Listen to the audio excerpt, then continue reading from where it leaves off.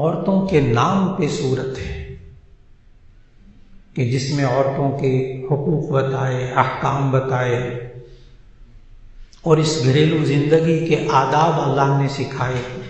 تو سورہ نساء کی آیت نمبر 34 شروع میں تلاوت کی، اللہ نے توفیق عطا فرمائی۔ تو اس میں اللہ نے مردوں کے بارے میں، عورتوں کے بارے میں یوں کہا، الرجال قوامون علی النساء،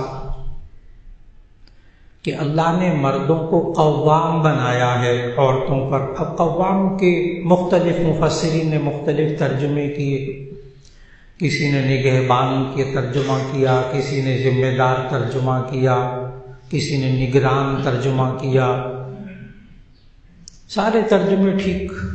قوام پھر اپنی جگہ، الرجال قوامون علی النساء، مردوں کو عورتوں پر قوام بنایا گیا۔